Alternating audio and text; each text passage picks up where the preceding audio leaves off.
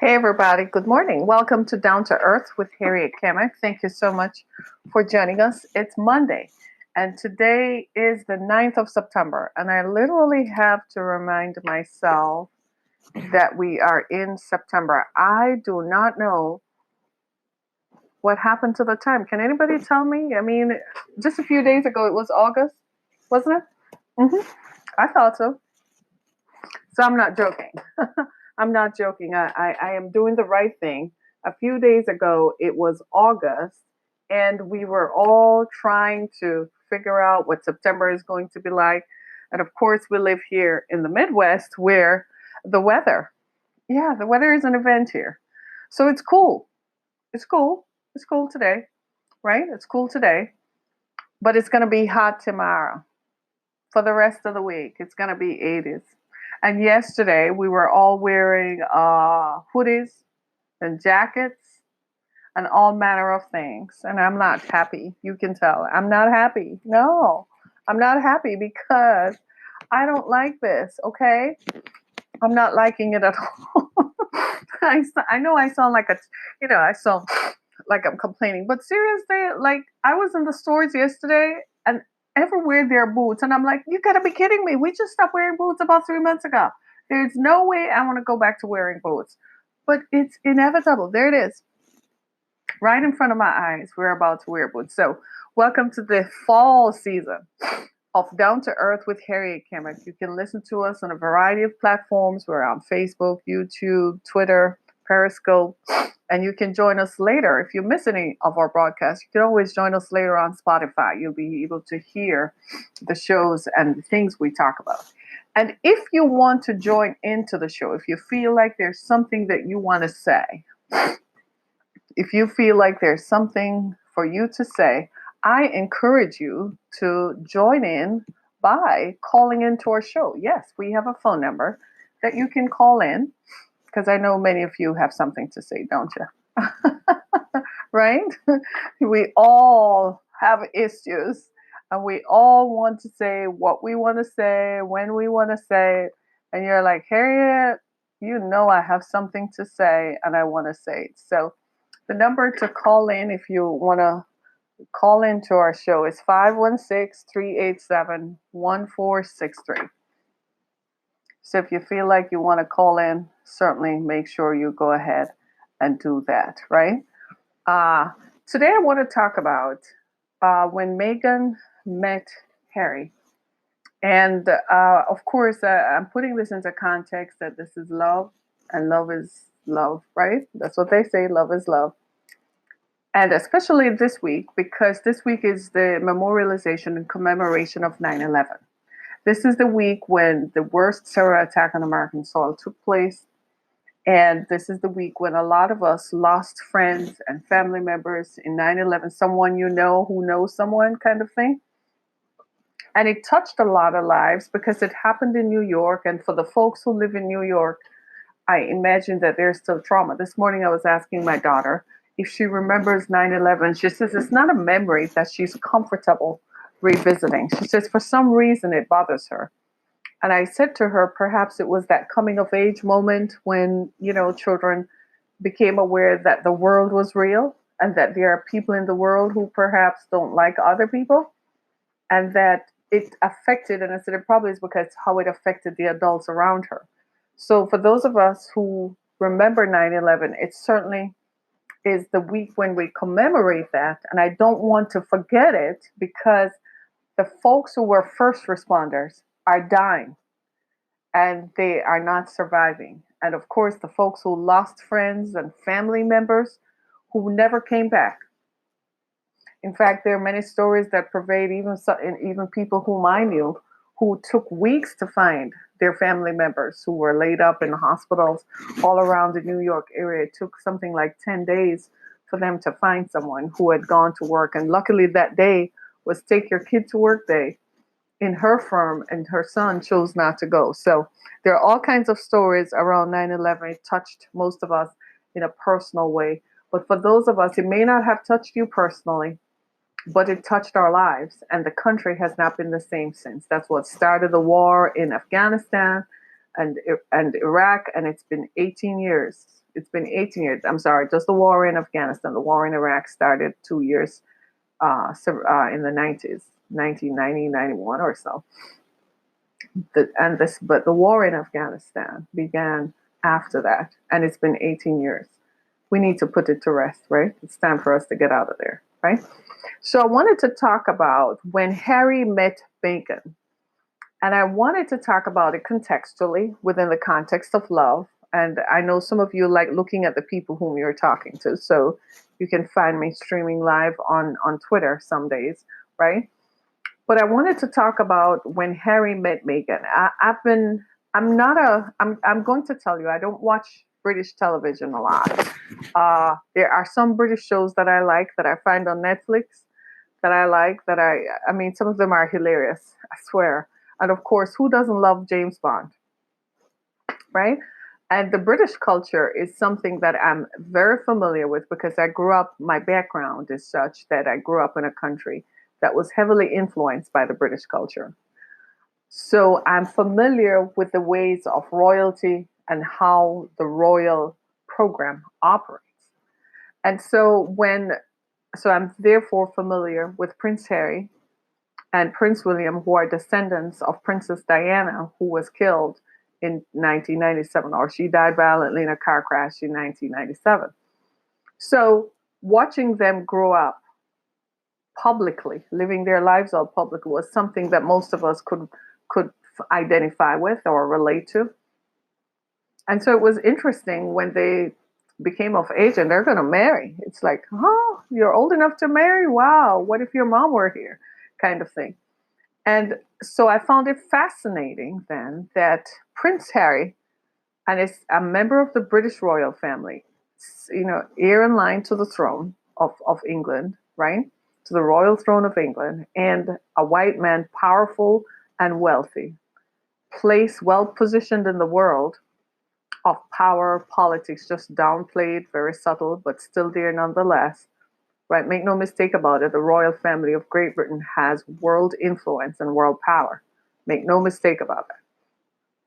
And to watch him choose an American woman for his wife and a Black American woman was very, very interesting. I wanted to see how this was going to play out because the British public loved Diana. And I wanted to see how this racism, if it exists, was going to play out. And it didn't surprise me and it didn't shock me. It just came out because, first of all, I think they hate him for being wealthy enough and having enough power and confidence to love whom he loves and having the choice to do it and feeling that he can exercise his choice. But they hate her because she's Black.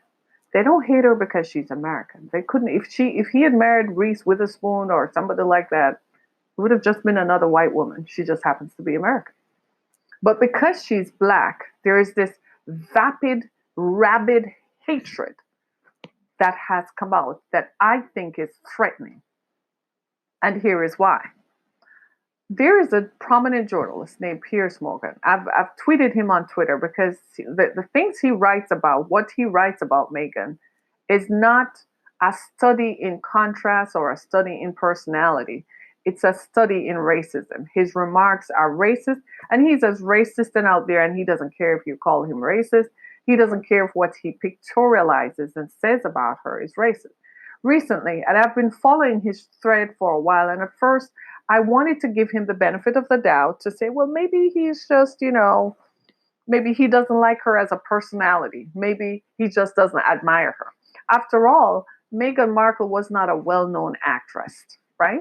She was on Suits, an American drama based in Toronto. So she was not in the media all the time. She wasn't a bad girl with an image. She wasn't gyrating in public, smoking, drinking, none of that stuff. She was just an ordinary girl who chose the roles that she wanted to play in because it best represented her own personal views. That's it. So at first I thought Piers Morgan's uh, purvey of her was sort of just like curiosity. But the other day he wrote something in the Mail, I think it's called the Mail, right? About her choice of travel. And I was alarmed at it because I thought, you really are racist. Here's why. He said that she and her jet setting ways. Now, she's a member of the royal family. I have never heard or read anywhere of any member of the British royal family taking commercial jets, but he says that she should. Do you see the racism? You see it now? Right. He says that she should take a commercial jet to fly with her and her baby.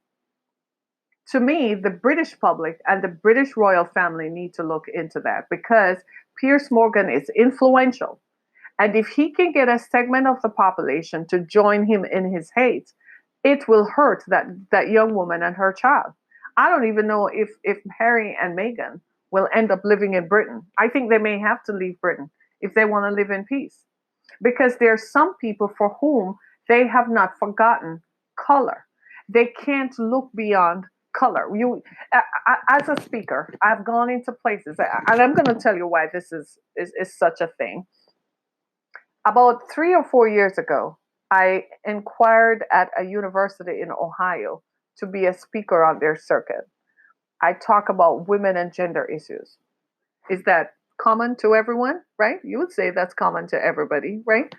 But in talking about it, the director of student programs wrote me back to tell me that it's not that she doesn't want me there. It's not that she says, frankly, people would walk out because they have issues with color. They have issues with race. And she says, we have encountered it before. And she says, you're going to find that there's nothing wrong with what you say or how you say it or nothing wrong with you. It's just an issue of race. I can't begin to tell you how that affected me. I mean, I literally shut down. I did not report, nope, I did never saw to speak at another university or college again. I said, forget it. I said, I'm not going to go through that racism. I internalized it and it hurt. I shouldn't have. What I should have done was speak up. What I should have done was call attention to it and talk about it so people can identify. Here's the thing. I don't believe you should hide anything under the covers. I believe you should come out with stuff and you should talk about it and bring attention to it, especially in today's age when we have more media than we had before. Prior to, we only had the other media and they controlled access to how you got access to media. But in today's world, we have media, right? They call it social media. To me, it's just media. You're out there, right? So you call attention to it and you talk about it. I think Meghan Markle is in a unique position like that.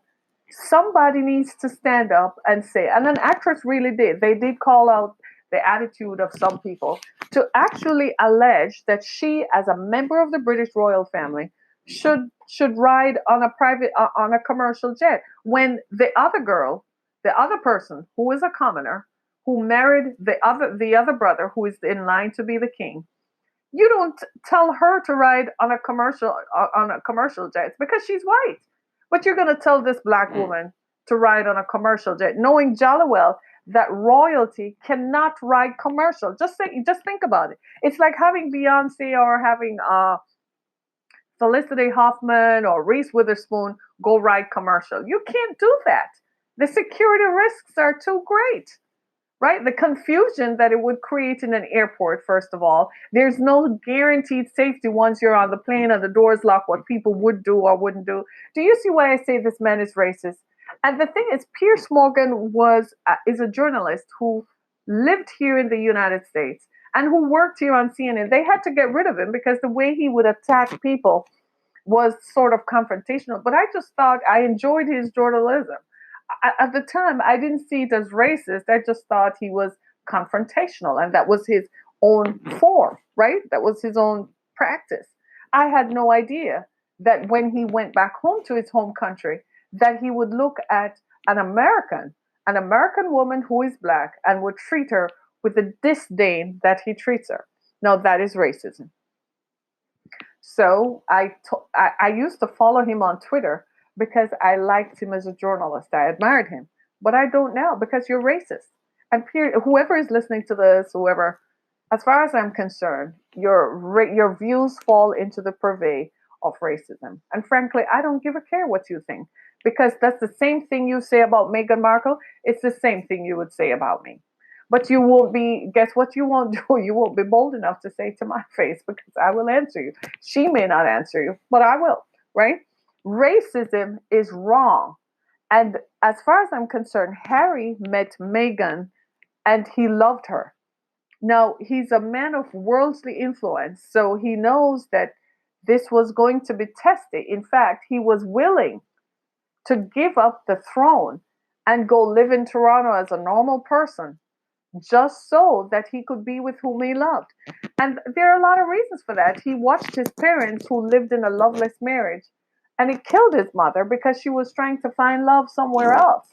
It made his father very unhappy. They lived together and they were bound by tradition and the customs of their culture, that they could not find love outside of the prescribed relationships their parents and the society and their traditions chose for them. So the royal family grew up, and they embraced a more worldly view and recognized that if you want your children to be happy, let them marry whom they love. So Prince William married the other young woman, Kate, who was a commoner, but she's white, right? It appealed to the people because the people felt like they were part of the royal family. It ensures that the royal family stays current and relevant. But here comes Harry. Harry chose someone whom he loved. He said, "This is whom I love. If we're going to marry whom I love, I'm going to marry whom I love. Not who you think I should be with, not someone who is going to make me miserable and he cheats forever like his father did and breaks someone's heart and destroys people's lives. He's going to marry whom he loves." Now, what's wrong with that? You and I are asking the question, what's wrong with that? Tell me, what's wrong with that? Nothing. Absolutely nothing is wrong with that, is there? No, because you're marrying whom you love. Why should whom you love matter whether they're black, white, yellow, green, or red? Love is love. Love doesn't know any color, right? So it's time for us to release these traditions that we have that dictate that people should stay in one group forever, stay in this group. I thought we had gotten rid of the caste system. I thought we had excoriated those ideas because they don't form part of our currency today. They're not convenient and they are not conducive to good relationships, right? They're not conducive to the peace that we need to prevail. Now, look at the UK. They're in a turmoil right now because Brexit, Lexit, leave it, stay it, leave the EU. They don't know what they're doing. The Prime Minister has gone totally authoritarian and shut down Parliament until October. My God, he just took a totalitarian move and exercised something that hasn't been exercised in more than 100 years. And at the same time, because some people feel they need to leave the European Union, I kind of agree with that. I think a country should have control of its borders. I think they should have some control. I agree with that. Sorry, but I do agree with that. Yes, I do. I do agree with it. I think Britain should leave the EU. It was never a good idea in the first place. And I think they should have some control over their sovereignty and who comes into their borders and not allow it to be dictated by other folks who might not have the same views and might not be in the same position that you're in. I agree with that. Much like here in the US, I think the US should have a border. I don't know why a border never existed in between us and Mexico. That just never made sense to me. Right? I don't understand that. So I think, to put it contextually, everyone should have borders. But when it comes to love, does love have borders? Really? Love should be the one clarifying moment in humanity that has no borders. We should love everyone equally. We should love everyone much like we would want to be loved. And I say to Piers Morgan, maybe you never experienced love. For all the people who are experiencing and who are practicing racism, maybe you don't know what love is. Some of you say that you're Christian. Some of you say you're Islamic. You say you practice and believe in faiths that allow you to show love and demonstrate love. It's very lacking from your daily discourse, and it certainly is lacking from your language.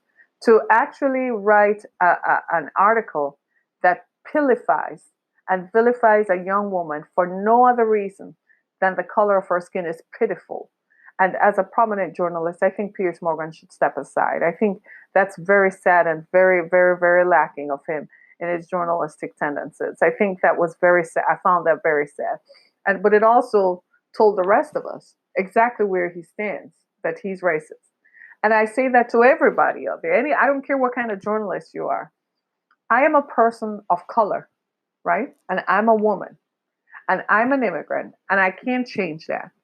And I don't have any issues with being that. So I'm forever going to be exactly who I am. So if you don't like me for any of those reasons, then you are racist. Plain and simple. If you're not going to like me, then dislike me because for other reasons, such as reasons that have nothing to do with my personhood. My personhood is that I'm a woman and I'm a person of color and I'm an immigrant. That's my personhood. That's how I was created to be. I wasn't created to fall into your mix of being white and born American and live in America or born British. I was created in this personhood. So if you don't like me, you like me for things that I have no control over. Do you see what I'm saying? If you're going to dislike me for things I could change. Like you don't like the color of my hair, you don't like, my makeup, or you don't like what color clothing I wear, or you don't like, you don't like the words that I speak, you don't like what I write on. Like me for things that I can change. Dislike me for things that I can change. But don't dislike a person because of their appearance. Do you realize that people can't change their appearance? You're born black forever. You can't change that. What you're going to do, lighten your skin to make it more appealing to others? I'm not going to do that. And I'm never going to do that. I'm not going to light my skin so that you can think that I can appeal to you. I am exactly who I am because this is how I was created to be.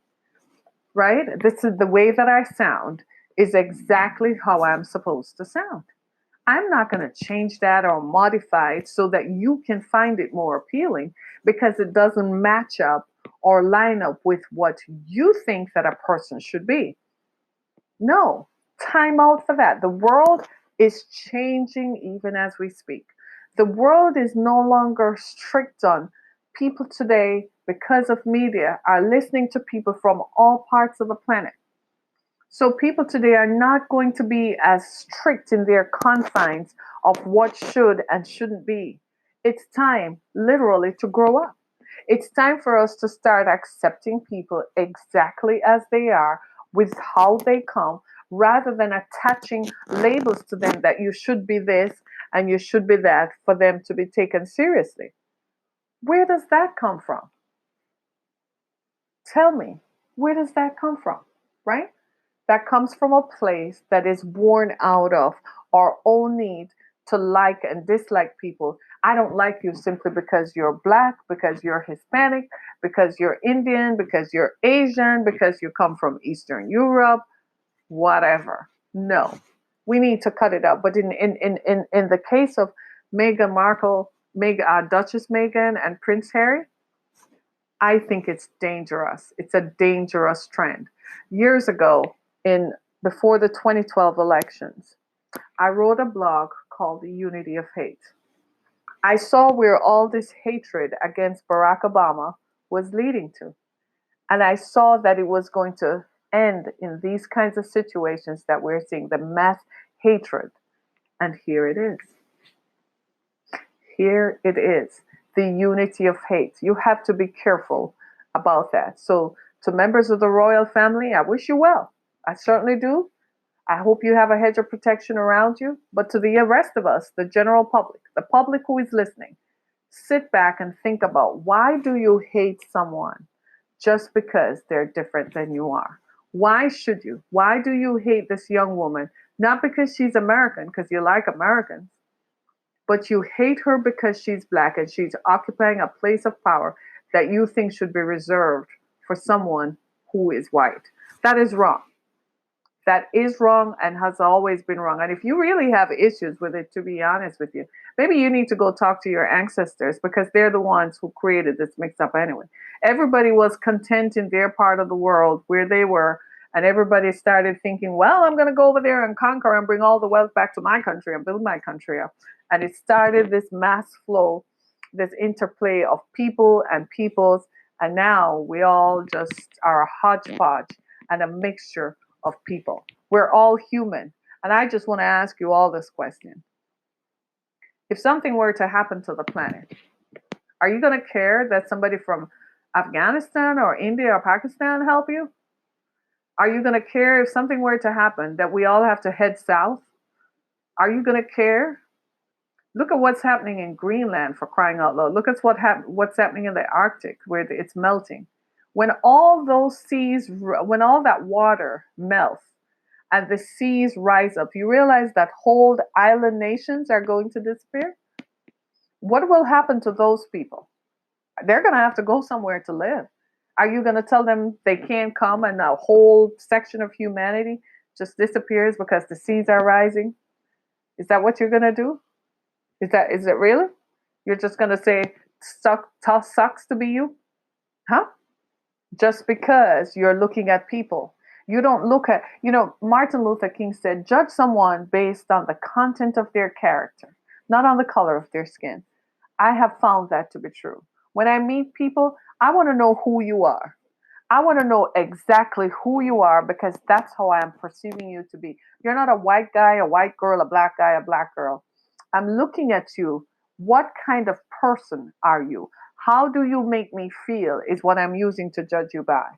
And if you're going to leave me with a distaste in my mouth that makes me feel that because of the color of my skin, you deem me to not be a good person, then you suck as a human being. You sincerely suck.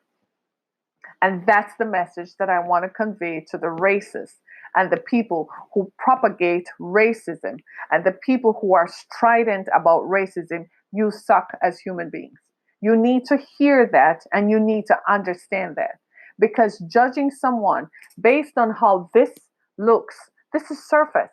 Underneath, we're all the same. We're made of blood and cells, and people right now need donation of blood to keep them going. People need donation of organs to keep them going. We're all the same because we're human beings. Walk on two legs, have two arms, two eyes, one nose, mouth. All human beings have two ears on either side of their head. We're not, it's the animals are, the animal kingdom is a whole different race. It's a whole different thing that we dominate and control that. So for you to hate a human being simply because of their appearance means that you suck as a human being. And yes, you do. And if no one has ever told you before, you need to look inward and you need to look at yourself and ask yourself, am I being the best version of myself? Am I being the best person that I could be? Think about that before you go off and start pointing finger, hating people just for some things that they can't help. It's like hating a disabled person. Y'all, isn't that mean? Is that mean? Yeah, that is mean. So how are you going to hate someone for how they look, for their color of their skin, their hair texture, and all the things that typifies what differentiates us as human beings? They have no control over that. That's how they were created to be. Each person is equal. The problem is you don't believe in equality. And it's okay if you want to feel that you're superior based on your abilities. But if you want, I find it really simple. I think you're a simple, basic person. If you think your superiority is based on your color, I find you very basic. I think it's very basic and silly. Okay? It's just silly to me. Be superior because you have different abilities. You have abilities of being a medical doctor, being an engineer, being an astrophysicist. That's what makes you superior, your knowledge, your prowess, your skill. That's what makes you a superior person. The way you look at others and treat others, that's what defines you, not by the color of your skin. This is Down to Earth with Harriet Kamak. I just want to thank you so much for joining us. Join me on Spotify later today, and you'll find that there is more that you can do. Go to my website, harrietkamak.com.